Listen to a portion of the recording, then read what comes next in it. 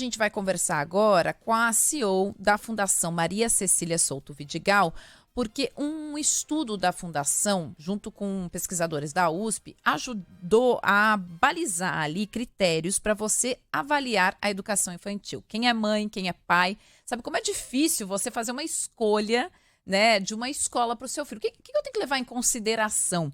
A gente vai conversar então agora com a Mariana Luz para entender um pouquinho como é que funciona esse índice. Primeiro, Mariana, obrigada aqui por estar conosco, viu? Eu que agradeço, Ellen, bom dia, Sandro, também, a todos os ouvintes. É um prazer enorme estar aqui, gente. Uma dificuldade muito grande para quem trabalha com educação é decidir parâmetros para você conseguir medir a educação. Isso é fundamental para você falar em política pública neste setor, né?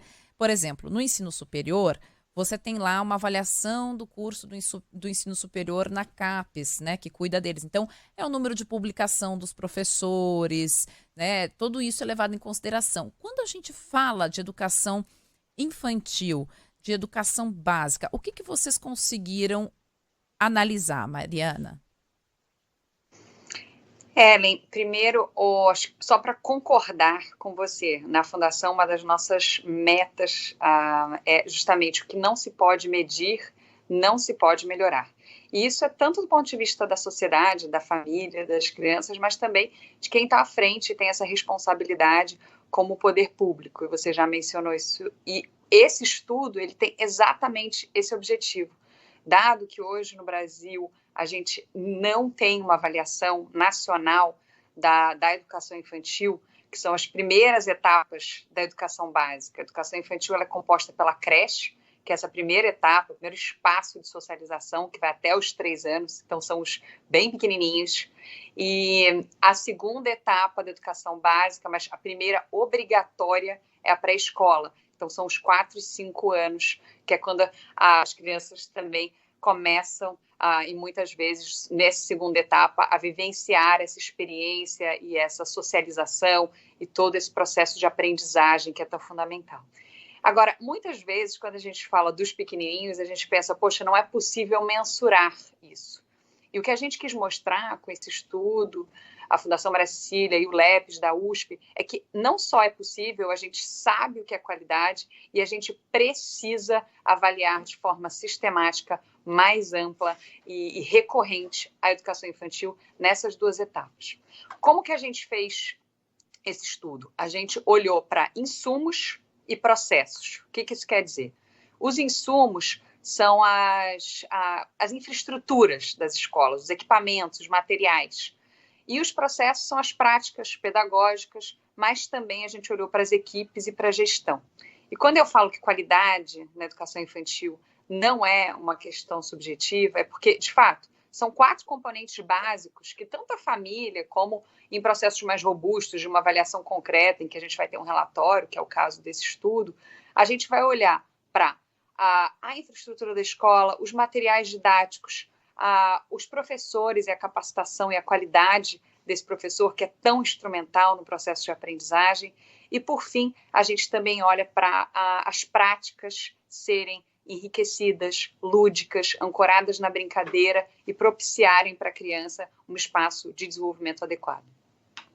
Mariana, é uma fase em que, claro, você não, como a Ellen até falou, né? Você não tem como colocar, por exemplo... Fazer uma prova. Exatamente. E a forma de ensino é outra. Você usou muitas vezes o termo brincadeira, lúdico, tem que ser dessa forma mesmo. Só que, por outro lado, muita gente olha, meu filho tá na creche, meu filho tá ali na pré-escola, o importante é brincar, é uma fase que desenvolver o social em relação a conteúdo, entre aspas, não tem tanta coisa. Eu queria que você falasse qual é a importância, porque... me corrija se eu estiver errado, tem muita coisa. A gente está olhando para uma fase de desenvolvimento de habilidades, de conteúdos, que lá na frente vai fazer muita diferença. O Brasil tem um gap enorme, por exemplo, de uma coisa simples, interpretação de texto. Tem muita gente que tem muita dificuldade. Isso vai começar justamente nessa fase, né? Sandro, isso não só começa, mas isso se estabelece, se define nessa fase. E é por isso que a educação infantil é tão crítica, crucial para toda a jornada da educação. Então, assim, só para a gente balizar, tudo que você falou faz muito sentido. A educação infantil, ela às vezes é vista como esse espaço somente de cuidado, mas a gente já evoluiu muito no Brasil. A gente, em 96, com a Lei de Diretrizes Básicas, a creche ela ficava na assistência social. Ela vem com essa lei para a educação, justamente para dizer, não, a creche é um processo educativo, a gente mantém ela voluntária, mas ele é um processo de aprendizagem, ele é o início desse processo. Por quê? O que acontece na primeira infância, e a primeira infância é o foco da Fundação Maria Cecília, a gente olha para essa etapa que vai do nascimento aos 6 anos, justamente pela potência que essa etapa tem de transformar a sociedade como um todo, tá? Essa é a crença absoluta, o nosso propósito. E por que a gente acredita nisso? Não só porque os bebês e as crianças pequenas são legais, mas porque a ciência, os estudos, as evidências estão comprovando de forma reiterada que uma primeira infância bem vivida, e aí está a qualidade da educação infantil, tem benefícios para a criança, claro, para a família dela, mas para todos nós. De que maneira? Melhorando indicadores socioeconômicos. Então, com uma primeira infância bem vivida, ou seja, com uma boa creche, com uma boa pré-escola, a gente melhora a jornada inteira da educação, até 3 vezes o aprendizado, que é o que você está falando, as crises aí a interpretação de texto, o baixo desempenho no PISA, a evasão escolar. Então, ao longo de toda a jornada, se você tem a tua base estruturada nessa fase da vida, o teu desempenho vai ser muito melhor.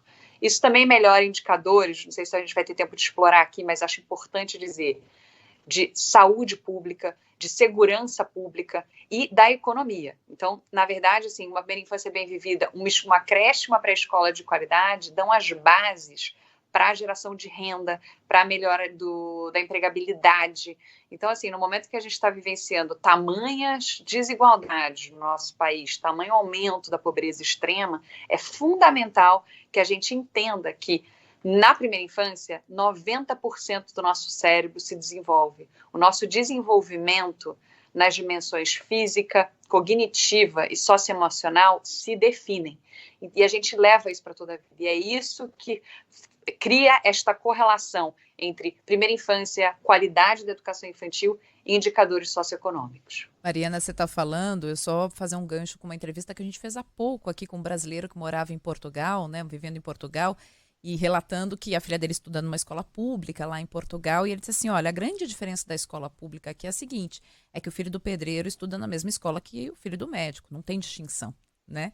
E aí a gente está vendo qual é a diferença de cultura e econômica desses dois países. Eu acho que ilustra bem o que tu estás falando. Agora, para o pai, para a mãe que está nos ouvindo aqui, você mencionou aqui 2 itens essenciais, insumos e processos.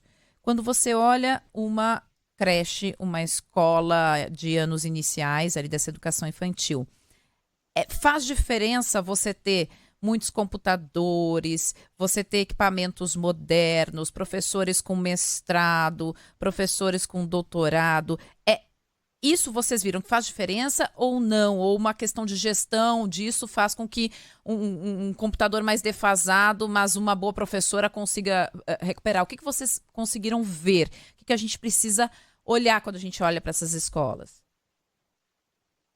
Ellen, a educação infantil, ela é um espaço de ludicidade e de brincadeira. Então, na verdade, o que a gente precisa é de que isso aconteça de uma forma em que a criança seja protagonista e autônoma no seu processo de aprendizagem. Então, o mais importante é, claro, ter os materiais acessíveis, mas os materiais dessa etapa não são necessariamente o computador. Eles podem, um computador numa sala de aula de educação infantil pode existir muito mais até para auxiliar o professor do que para a criança. Mas o que é importante é você ter o livro na altura correta. Então, para que a criança tenha acesso, ela possa ir lá e pegar e manusear aquele livro, aquele cantinho do brincar, para que ela possa escolher o que ela quer fazer naquele momento e fazer. É claro, existe todo um processo que cria esses espaços livres de brincadeira, de protagonismo, de autonomia, e há outros espaços ao longo do dia em que há práticas previstas e que têm a ludicidade e a brincadeira como pano de fundo, mas que trazem uma intencionalidade pedagógica, que é o que a gente chama. Então, não é só o brincar. Em tudo que é feito dentro da sala de aula, tanto da creche como da pré-escola, há uma intencionalidade pedagógica dentro desse processo de aprendizado que está ancorada na Base Nacional Comum Curricular. Então, a gente diz, como que os professores e as escolas e as diretorias vão conseguir executar isso de uma forma mínima e padronizada. A gente tem esse documento, é por isso até que essa avaliação, ela fala de uma avaliação nacional pós-implementação da BNCC, e a Base Nacional para a Educação Infantil, ela tem toda essa previsão e todos esses padrões do que significa qualidade exatamente nessas dimensões que eu estou trazendo. Então, e aí tem a contação de histórias, a parte teatral, todo o processo da criança conseguir se desenvolver em questões básicas, que são ir ao banheiro sozinha, ou nesse ir ao banheiro, claro que aí na pré-escola, já na etapa de 4 e 5, mas com uma certa auxílio, mas já um incentivo ao processo de autonomia. Então, é todo esse caminho que os pais e mães, nessa fase aí, fechando julho, nosso último sábado do mês, nessa manhã, podem estar atentos, podem conversar com a escola sobre isso. E na parte das interações com os professores, é muito importante os pais conhecerem a escola, conhecerem o espaço, verem se tem uma área externa adequada, se nessa área interna os materiais estão sendo distribuídos dessa forma como eu comentei, conversar com os professores, vamos perguntar, a leitura, a contação de história, o meu filho tem a oportunidade de brincar com o que ele quiser, ele tem a oportunidade de escolher a cor talvez do copo que ele vai tomar água, sabe? São muitas maneiras da gente trazer essa ludicidade e esse processo de autonomia. Então, os pais próximos à escola, tendo essa interação família-escola, isso é muito importante, escolhendo um ambiente acolhedor, sobretudo, isso é muito importante, Ellen. As escolas, elas são um espaço, esse primeiro espaço social, ele precisa ser um espaço acolhedor, ele precisa ser um espaço de afeto, ele precisa ser um espaço onde relações e vínculos, que são tão importantes para formar esse desenvolvimento, sejam criados. Então, acho que esses são alguns dos itens indicadores que pais e mães podem e devem estar atentos, e que a gente, numa avaliação mais técnica, mais estruturada, olha para exatamente essas dimensões, mas isso não impede que no dia a dia aí, de todos nós como mães e pais, eu sou mãe, possamos também entender, participar, ou eventualmente até ler essa avaliação e claro, talvez seja mais técnica do que a gente gostaria como pessoa física, mas que trazem mecanismos e formas e indicadores para a gente entender e participar desse processo de ter cada vez mais qualidade nas nossas creches, nas nossas pré-escolas.